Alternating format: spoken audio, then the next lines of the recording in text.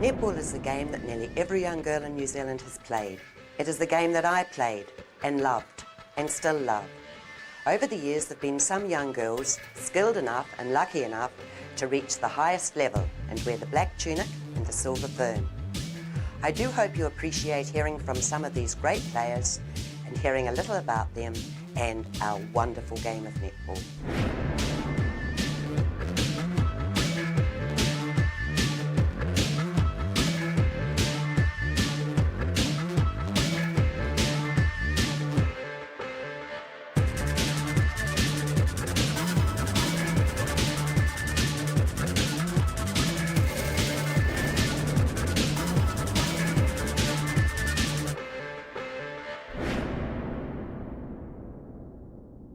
My first memory of netball would have been down at the Hagley courts, but just standing on the sideline, absolutely freezing, and watching Mum playing.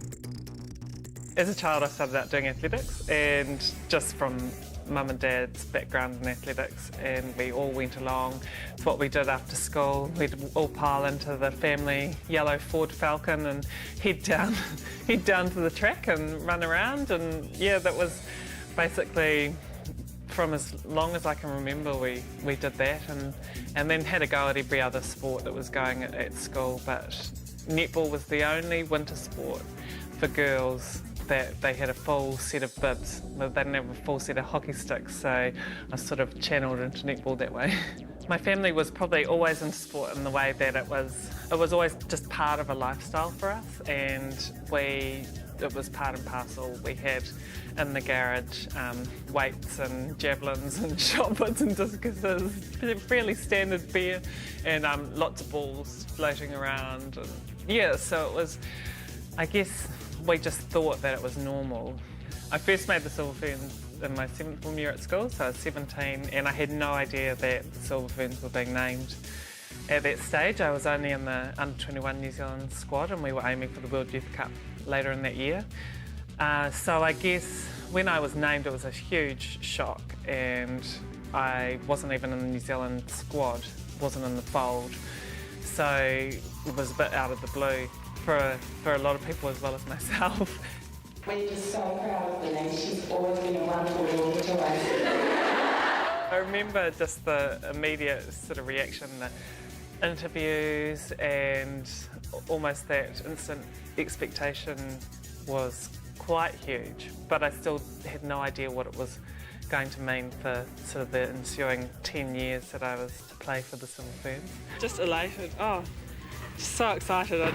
It's hard to describe, really. To me, education was always an important part of growing up, and Mum and Dad always wanted us to play sport, but also the emphasis was on education. And funnily enough, I was the kind of kid that I loved school as well, so academically I enjoyed languages at secondary school, but yeah, just enjoyed going to school and trying to really push myself as far as I could go. Well, in my day, the game of netball was still fairly amateur, and there were lots of us that became teachers. I think just because it fitted in well with training and work and playing. And there were some absolute mad times. We had a tour to South Africa, and I remember it was end of the year, so we had exams, we had reports to write, and I'd been named, I was captain of this team, the Silver Ferns, heading away. And by the time I left, I'd done many nights staying up really late, writing reports and marking. It was taking me, I think my school set English papers were taking me half an hour to mark each paper, and I thought I'm never going to get there, and I had to take my reports on the plane up to Auckland, where we were having our training camp before we flew out to South Africa. And I was so panicked and stressed when I got up to Auckland that I ended up, when we had half a day doing our photo shoot, handing out delegating for various people that were teachers as well to help me out with some marking and some report sort of scribing for me while I told them what to write down. So it was pretty mad, but I managed to get on the plane and was able to relax, and then we actually ended up winning that tri-series. I played as a defender, but every defender has aspirations and dreams of playing as a shooter. Like, we always joked that the shooters were the glory seekers or the glory girls, and but yeah, I had no talent under the ring in terms of getting it through the hoop. I remember early on trying to shoot, and the Claire Lennon, my first netball coach, sort of shaking her head and sticking me down the other end of the court, and I was always tall, so I was going to be at one end of the court or the other, but no, defence was definitely in my blood. We had a conversation with Anna Robery once where the defenders, we were saying how we loved that, nothing could beat a great intercept, and the middies screwed up their faces, and Anna Robery was like, "What do you mean? A good feed? We had got such a rush from a good feed," and the shooters, for them, everything's about the shot. So, I mean, that's the beauty of the game, really.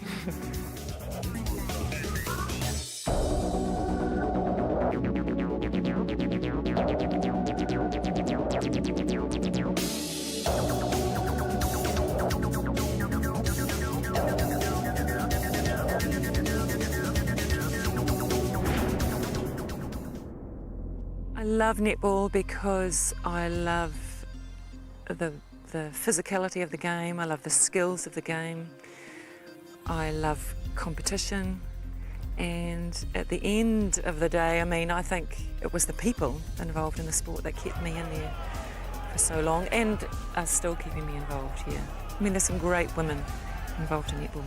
Well, I think the '87 team was a special team for several reasons. I think the core of the team had been together for quite some time. And the core, I mean, Lee, Tracy, Y, Margie, myself, and I think Julie had been there too. So we'd been together for quite a while, so we got to know each other well. We had pockets of players around the country as well. Funding wasn't that great back in those days, so getting together as a group didn't happen that often, but we were able to meet and train together, like in the Waikato in Hamilton. There was Sandra, Tracy, myself, I've probably forgotten somebody, but we had the ability to train and push each other, and we helped at one stage. We asked Lynn Parker to come in and take our training sessions, and she just pushed us to the max. So physically we felt we were prepared better than we ever had been, and I think mentally we were ready as well. As I said, '86 was a tough year for us. We had a point to prove. We felt like we'd done the work, and I think being together as a group over a number of years gave us that sort of, Lois used to call it the invisible thread. You had that intuitiveness on the court. Margaret Forsyth, brilliant player. After my netball career, I had a family, and then I joined the police force, became a police constable. And for me, that was something that I'd always wanted to do way back when I was at high school, and it was either teaching or joining the police. And it just seemed like the right time. I mean, at first I thought I'd be too old to make the cut-off with the requirements, but no, I was certainly within the age range and managed to pass the tests. It was sort of that seemed to be one of the hardest things, was to actually make the grade and be accepted. But yeah, I really enjoyed police work. I enjoyed frontline work, made some great friends. Enjoyed seeing another part of our society. Yes, I'd love to play the modern game. Yeah. I think the basic principles of the game are still the same. You've still got to catch the ball, shoot the hoop, and I think the physicality is part of it. You get what you give. Yeah, it'd be great. My advice to a young girl wanting to be a silver fern would be to play the game as much as you can and play lots of other sports as well. I think that I don't think you should limit yourself to one sport at an early age, and enjoy what you do.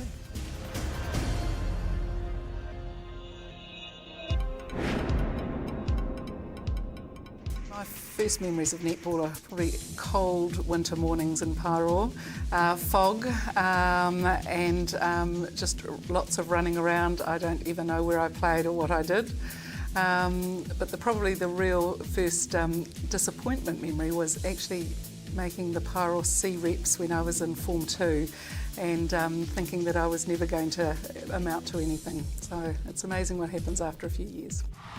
I think my most special memory would have to be the World Champs final in Jamaica. It was an amazing team, a fantastic final, and just this wonderful sense of accomplishment and satisfaction that we all had, and yeah, not much else tops that. I think netball has changed a lot over my time, and certainly the shift from playing outdoors where you bled when you fell over to the indoor environment where you actually bounce and get back up again. So therefore the way people go for the ball, the contesting has definitely increased. So the speed of the game as well. So resist coming out the top unless it's the last option, okay? That's good. I'm probably not a very emotional coach at half-time or pre-game. I tend to try and reinforce the game plan, reinforce the execution of it, and then just appeal to or hook into the emotional side that comes from within them. There have been times that I've read the riot act, and I think to the half-time at Jamaica in the semi-finals in this last World Championships when we were 7 goals down, and we did manage to turn that around. So it is saved for special occasions, I suppose, but yeah, they get a surprise when I bring out that card. And the winner of the Spark New Zealand Coach of the Year for 2003 is Ruth Aitken.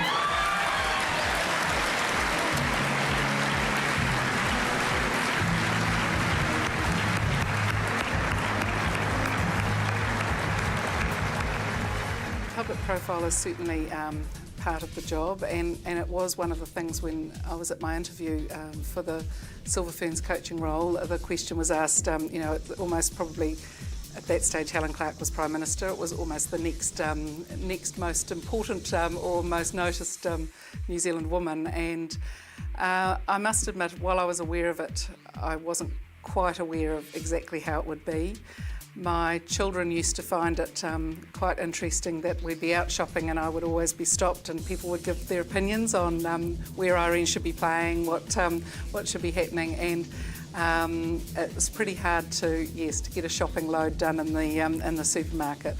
But it is wonderful that there are so many people interested. But it's one of the advantages of living in Pāro is that they knew me before I was coach. They'll know me when I'm no longer coach, and they'll always just still talk netball anyway.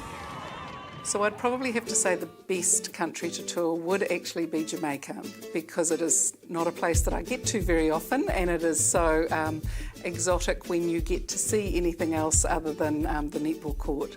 But it probably also would be the worst place as well, all wrapped up in one, because it is so limited what you can do. I've had some lovely glimpses of the other side of Jamaica. That's very interesting, but yeah, I love somewhere different.